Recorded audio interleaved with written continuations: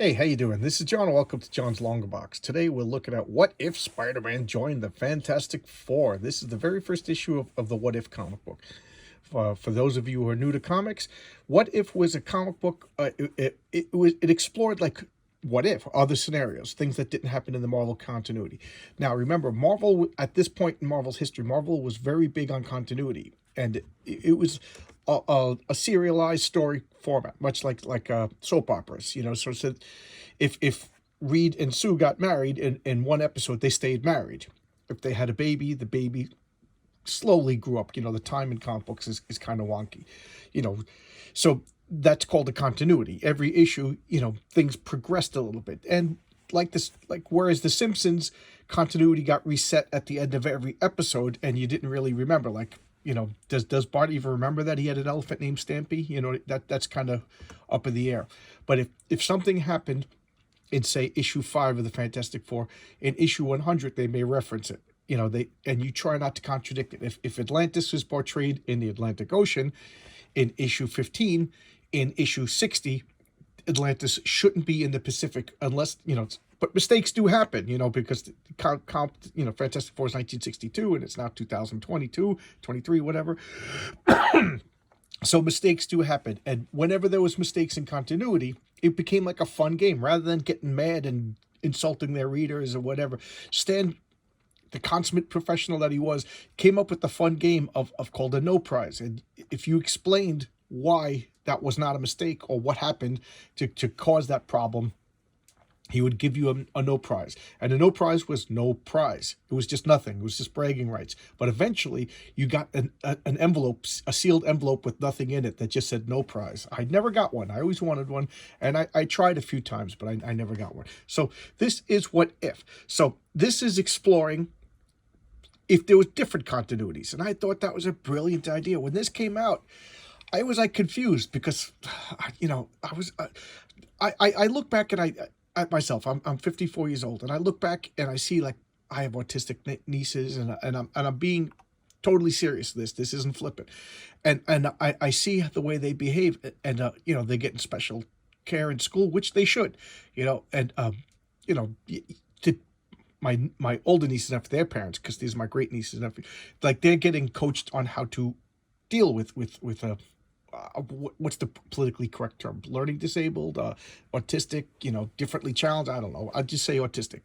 Words have meaning. Words mean what they mean. So they're learning it. And I look back at some of my behaviors. Like I used to sit and rock back and forth and read comic books, like the tag on T-shirts and everything. It used to freak me out. I used to organize my toys. Like if I wasn't playing with my Star Wars toys, I had to line them up, and I lined them up in order that they showed up in the movie, and it would bother me. And I never played with Ben Kenobi. Why? Because he died in the movie. Because my toys had to take place after the movies. And after the movies, Ben Kenobi was dead. So I got the toy because I had to get all the Star Wars toys, the original 12, but I couldn't play with Ben Kenobi. He just always was unless he was a Force ghost showing up. I'm out of my mind. So I look back at that. So when this first came out, believe it or not, it disturbed me a little bit. Like, what do you mean that you? But then I got the premise, and I actually looked forward to it. I thought it was fun. So here it is. This is the very first issue. This is What If Spider-Man Joined the Fantastic Four, and I love this John Romita cover. George Perez, John Byrne, Jack Kirby, John Romita. Those are my favorite, hands down favorite Fantastic Four artists. Look at John Romita's thing. I just love that, and I think that's Joe Sinnott doing the inking. Let's talk about this Mission Control Center. This is the Bionic Man. I had this. This was an action figure. Steve Austin, the $6 million man, that Lee Majors. That show was a phenomenon in my age. And the only problem was it was like a foot tall, so it didn't. I wanted all my toys to be in the same scale. I told you I was a weird kid, so I played with him. But it bothered me that he was too big, so I eventually stopped playing with it because the size scale didn't match my other toys. I know, I told you I'm a weird kid. But it was fun. It had like a ratchet thing, so when you push the button, the arm would make a noise and lift, but it wouldn't stop, so it could simulate like lifting motors. And when you rolled up this rubber skin, it had like little plastic circuitry things that you could take out and plug in. It was fun. It was fun. I enjoyed it. So here we go. Let's look at the indicia before we go. So this is Volume 1, February 1977. And remember, February was not the month it was released. It's the month you return the comic. Big distinction there. So let's look at conceived, written, and edited by Roy Thomas. That makes total sense, as Roy Thomas, I've said this a million times, he's a walking encyclopedia of all things comic books. So, of course, he's Mr. Continuity. And wouldn't it be amazing if Marvel hired him now to fix the continuity? Jim Craig and Pablo Marcos. Pablo Marcos, I'll start with him. He's an inker, extraordinary inker. One of my first exposures to Marvel inking was him in the Avengers. He was a workhorse at this time, omnipresent, I guess. What is wrong with me? I'm too much Christmas cheer. And Jim Craig, I think this is the first time I've seen him in my channel. Jim Craig was a big artist for EC Comics, Entertaining Comics, which made Mad Magazine, and they did the horror comics. Oh my God, Jim Craig is amazing. He's just get any, if you see an EC comic drawn by Jimmy Craig, just pick it up. I got a hardcover upstairs. I got to showcase that. I do not have any actual floppy comics that were drawn by him, but I do have compilation collections. Matter of fact, EC is a glaring hole. I only have, like, out of all my 50,000 comic books, I only have like 2 or 3 actual EC floppy comics. I really should pick, but that's a whole nother rabbit hole I don't want to get into. And John Costanza, letterer, and Janice Cohen, colorist. John Costanza, he's been around forever. Janice Cohen, I'm not too sure how many times I mentioned that name before. So here he is. The Watcher is talking to us from the blue area of the moon.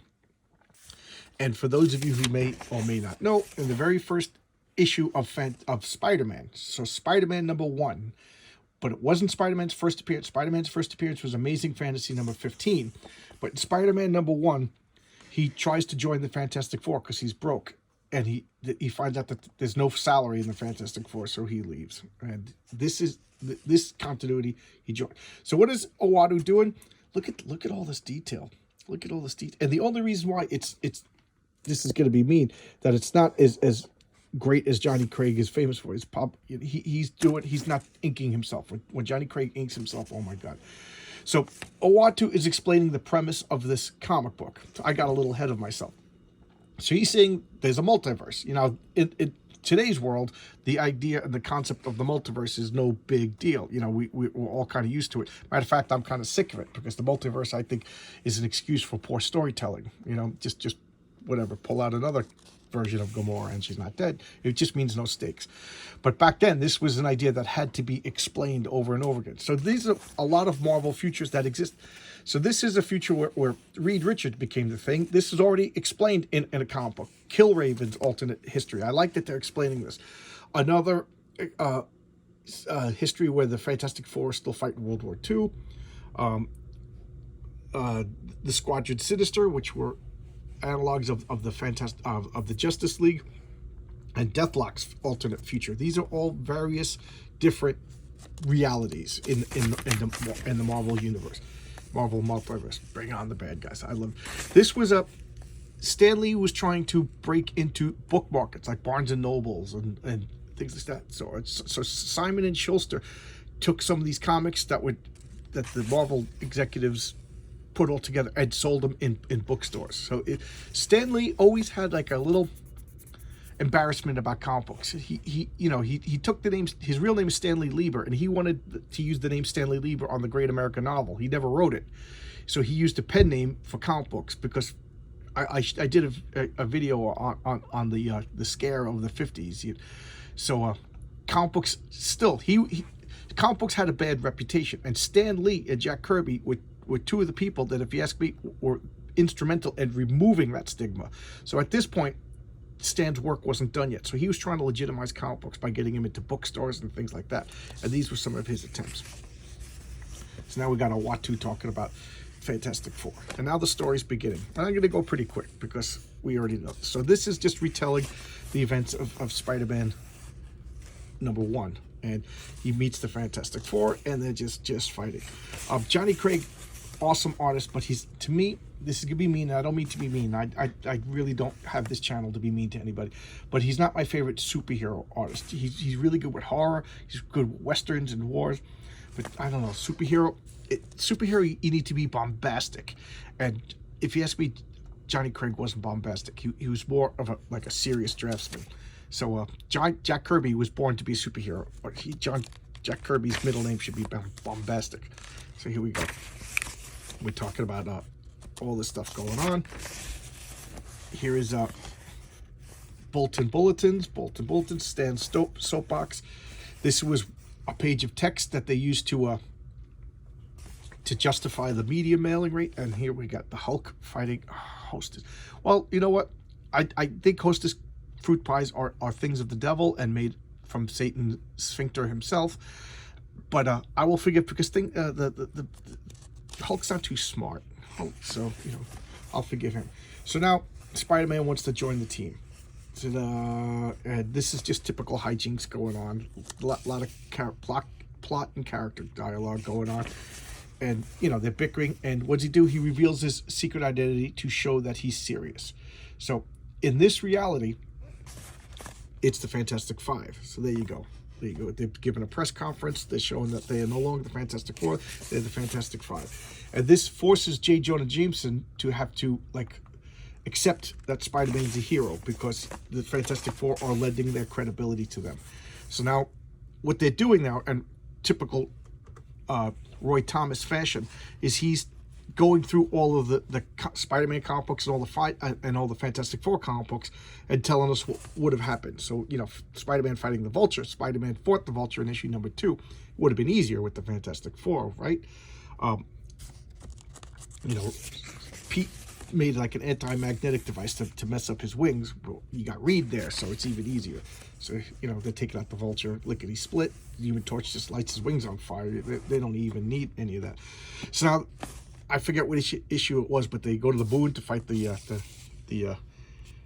Fantastic Four 13, but from a different perspective. So now this is the Red Ghost and his mad apes, you know, going to the Moon, and now they got Spider-Man there. And where is Sue, you might ask? Well, Sue is hanging back on monitor duty, which is really, really crummy. So here she is, you know, on monitor duty, and then she meets the Submariner. And in the story, the Submariner kind of like seduces her away, because Submariner is Marvel's biggest hound. And I'm going to take a sip of coffee. Why does the Submariner have a thing for Sue?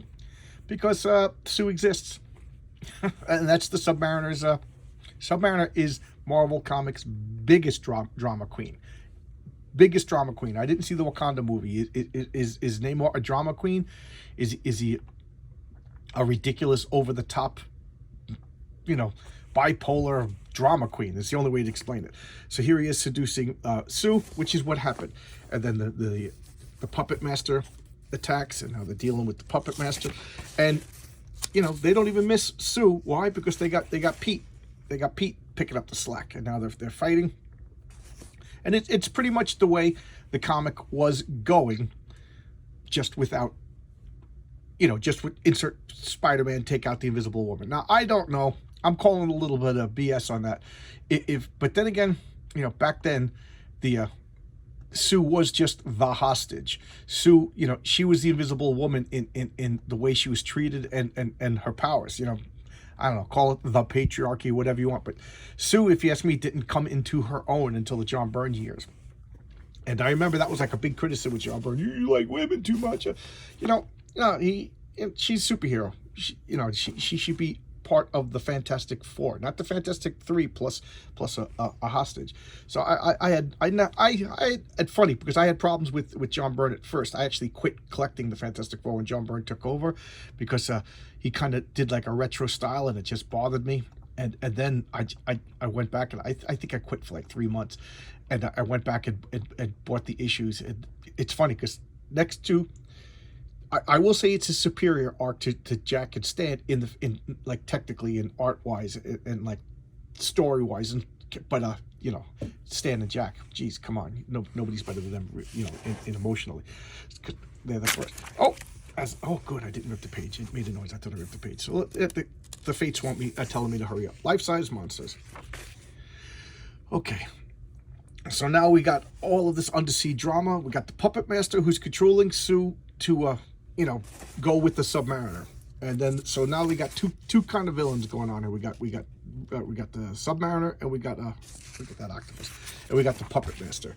So the hijinks ensue. They're battling and they're fighting and they're fighting and they're battling. Just, I love no backgrounds. Why? Because you don't need any. You don't need any backgrounds. Just Submariner. It was how was he in the Wakanda movie? Was he good? Was he a drama queen? Was he arrogant? Was he, you know, a prick? Is the only way to describe Submariner. Even when he's a good guy, he's a jerk. So here we're dealing with undersea octopuses. He's rescuing Sue. I always wanted this, the Dinky Starfleet. The Dinky Starfleet. What is this? Free advice to help you get ahead. Sending you the opportunity booklet of your choice would be one. I have no idea what that is. Okay, so Philip Masters. Who is Philip Masters? Philip Masters is the Puppet Master, and he is the creepiest. He is the creepiest of all supervillains. Just the way he looks. He's Alicia Masters' uncle, and he carves these radioactive puppets from clay that he gets from Wundagore Mountain. The Wundagore Mountain, they finally showed it in Doctor Strange in the Multiverse of Madness. It's this mystical mountain, and it's one of the 3 sources of vibranium. So that there's Savage Land vibranium, there's Wakandan vibranium, and there's Wundagore vibranium, and each has different purposes. The Wundagore vibranium makes, like, it's radioactive as all of the vibraniums are, and it makes, like, the clay have certain properties that he could utilize to make puppets that he could control your mind with. So there you go. I always find mind control villains, and mind control is a villain power. Superheroes with mind control power like Karma don't work. They just don't work. If you got mind control, you're a bad guy. If you got the death touch, you're a bad guy. So here they're fighting, they're dealing with the Puppet Master, and they defeat everybody. And what does Sue do in this reality, which I'm calling BS on, because why would you have Sue in your group? To me, she's the most powerful member of the group. Those force fields are no joke. But, you know, whatever. I always found that What If always ended on a sad note, like a, you know, a sour note. Like we got the best of all realities. You know, the other realities may have cool concepts, but we got the best one. I don't know. But she is staying with the Submariner, and she's going to go through this submarinization process that cannot be reversed because of plot. And she's going to quit the Fantastic Four and live with Namor under the sea. And, you know, and now they're the Fantastic Four. And then Pete feels responsible for breaking up their marriage. You know, if I didn't join, whatever. And, you know, if they did a follow-up to this, why not? That's a great title for the 3D man. So if they had done a follow-up to this, which I think they revisit this in issue 27, you'd find out that the Submariner got tired of the Invisible Woman and moved on to the next girl. All of Submariner's wives die. You know, that he's on his 3rd wife, and the 3rd wife is dead. I don't know. Once is sad, twice is a coincidence, 3 times is enemy action, as the military says. So there you go. All right. So I love this series. Put in your comments what's your favorite what ifs. I have huge holes in my what if collection, so I will be picking up other what if comics. Like I said, I got holes in my full runs. So there you go. I borrowed this from a friend and never returned it. So don't tell anybody. All right. I was a little kid. You know, like I said, I got a lot of sins to make up for in my life. All right. I'll see you guys. Merry Christmas. Still, if anybody has any ideas for a Christmas themed comic, let me know. I ordered one, but it looks like it's not going to get here in time. I ordered the Marvel Holiday Special #1. It's not, unless it gets here tomorrow. It ain't getting here. So there's that. All right. So thanks a lot. Merry Christmas, and I'll see you tomorrow with another video. Tomorrow being New Year's Eve. All right. Bye-bye.